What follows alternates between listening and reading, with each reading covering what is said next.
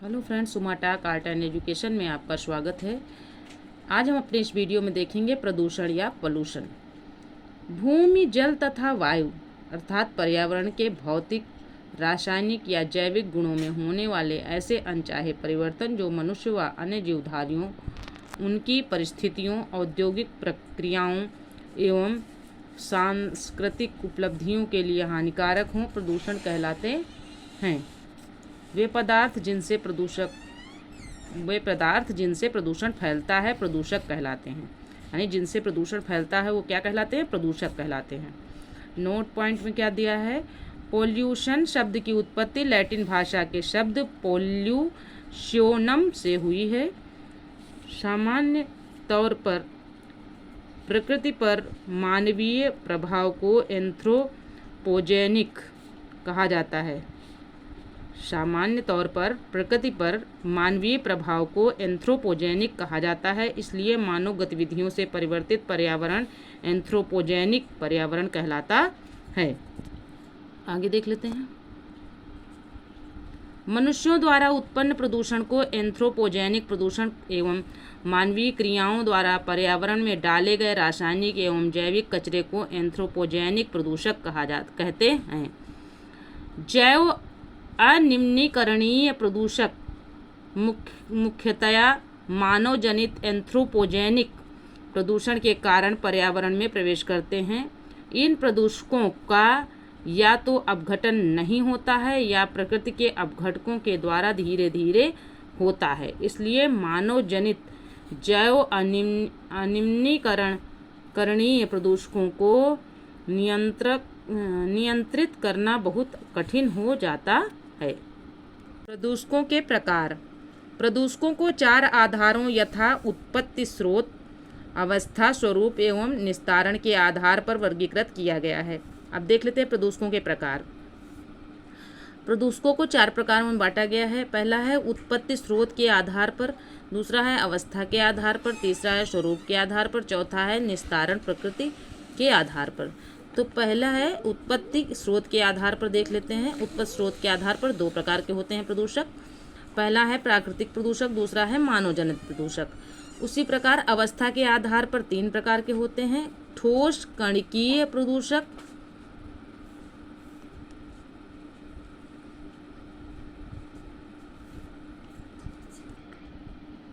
Aerosol धूम्र कालिक जिसको suits कहते हैं, ठीक, एंड और फ्यूम जो होते हैं वाष्पयुक्त धूल कण होते हैं, वाष्पयुक्त कण होते हैं, ठीक। तो जैसे कि वाष्पयुक्त जो है धूम्र होता है। और एरोसोल और फिर है पीएम को क्या कहेंगे? Particulate matter. फिर है फ्लाई ऐश, फिर है एसपीएम का मतलब सस्पेंडेड पार्टिकुलेट मैटर, ठीक है। आगे देखते हैं। आगे है तरल प्रदूषक। तरल प्रदूषक में अमोनिया, यूरिया नाइट्रेट। फिर है गैसीय प्रदूषक।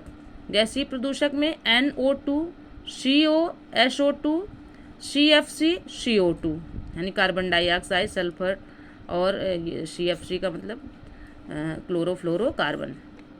ये थे अवस्था के आधार पर। अब आते हैं स्वरूप के आधार पर। स्वरूप के आधार पर प्रदूषक कितने प्रकार के होते हैं देख लेते हैं। ये देखिए इसकी लाइन यहाँ से आई हुई है।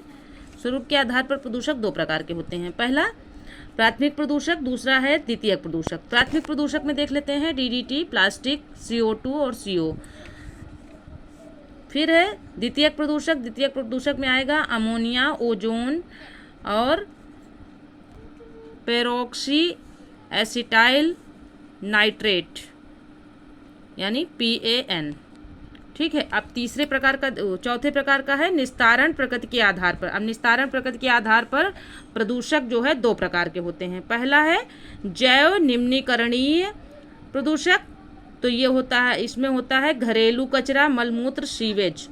और जैव अनिम्नीकरणीय में क्या आते हैं? दूसरा होता है जैव अनिम्नीकरणीय। इसमें होते हैं प्लास्टिक, भारी धातुएं, रेडियो एक्टिव तत्व, सीसा, डीडीटी। आगे देख लेते हैं फ्रेंड्स।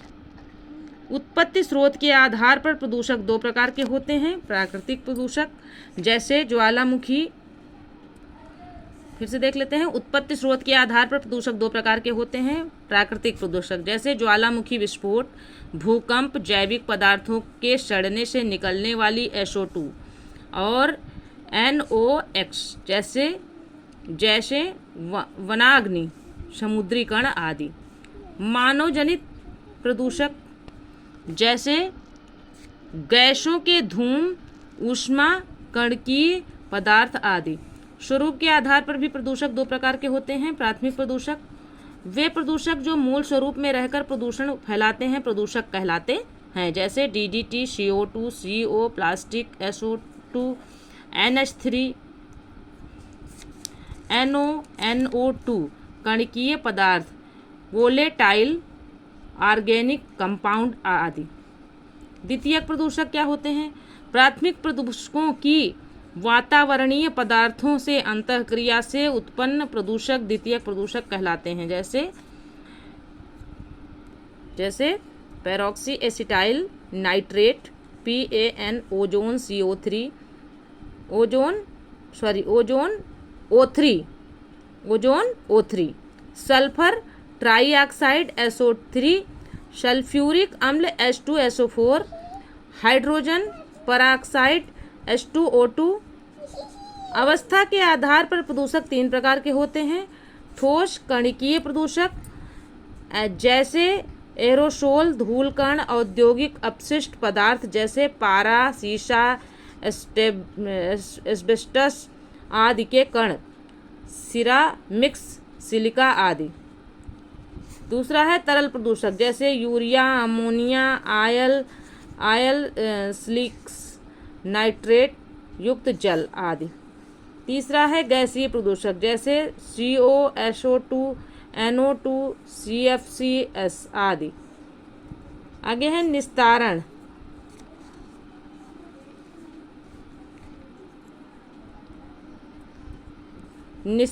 डिग्रेडेशन की प्रकृति के आधार पर प्रदूषक दो प्रकार के होते हैं।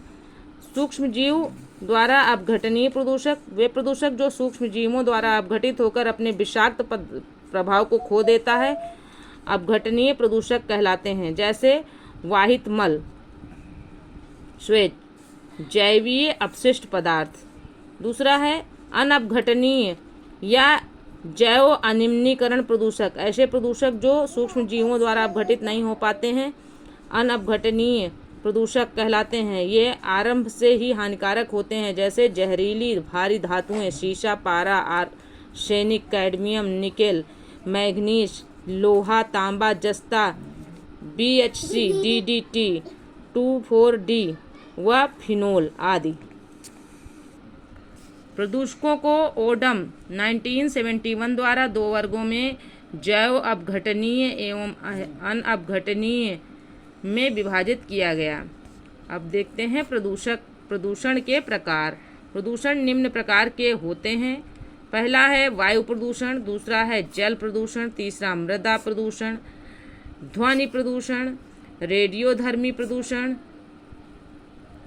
फिर है ठोस अपशिष्ट प्रदूषण, सातवां है ताप प्रदूषण, आठवां है विद्युत चुंबकीय विकिरण प्रदूषण, नवां है ई अपशिष्ट प्रदूषण, 10वां है प्लास्टिक प्रदूषण, 11वां है जैव प्रदूषण।